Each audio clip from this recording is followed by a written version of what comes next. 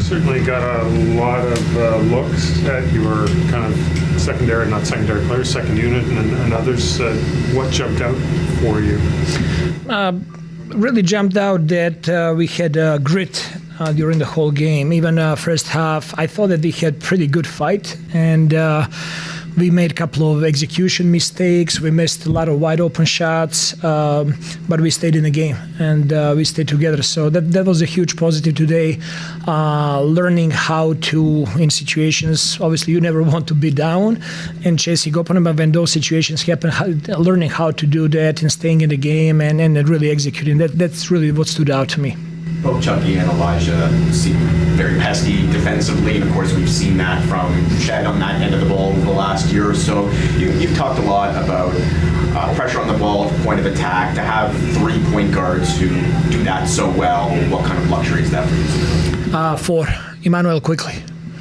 So then let's not forget him. Emmanuel Quickly is doing really good job in those situations. But just like you mentioned, guys coming off the bench, they just take it another notch more with aggressiveness. Chucky, I thought that he did outstanding job, just always being around the ball. Wherever the ball is, he was there. He was active. He was able to come up with deflections and steals. That's the style how we want to play. We want to be ultra disruptive and to have ball pressure, and that kind of applies for every single player on the team. There is expectations for everybody to play that way. Early on in the game, it seemed like the first action was Grady plus something, and he looked dog-tired by the end of his first shift. How important is that for you guys to see him in that type of role and running through everything through to create?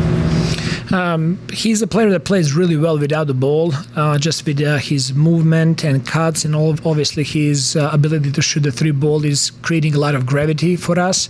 I think it's very important that his teammates start recognizing all of those situations, because he's not just scoring, he's also very good in playmaking in those situations. And last year, for a big part of the season, he did an outstanding job in playing in those all-ball screens. So that's something that he's got to continue doing in a high level, and we got to learn how to recognize and punish in those situations. What happened to Colin, and what do you think it was 8 minutes before he got hurt? He got hit in his elbow. We did X-rays, and results came out clear. And I really liked the effort that he was putting out there as well. What I really respect about him, he is fearless. He's going to go out there and guard anybody in position 1 through 5 and go through the wall type of guy. So I really respect that. Take a look at 2 games before this, he had moments guarding the best player in the world in Nikola Jokic, an all-star in Sabonis, and I was hoping that Jaylen Brown is going to play tonight as well, so he can get a little bit of sniff of that. So, I think he's a young player who's learning on a quick pace right now. Coach, I was just wondering, what have you seen from Olivier Sarr since the start of the training camp? Oh, it's interesting you're asking about Olivier with that accent, right? Olivier is a young player, still young player. Unfortunately, he had an injury that kept him off the floor. So we're really focusing to try to help him to find that rhythm back and then to get back in a groove. I think he's a very, very talented player. I think he can do a lot of things, that he's a good roller. He's very confident and good three-point shooter as well. He's somebody that can play above the rim.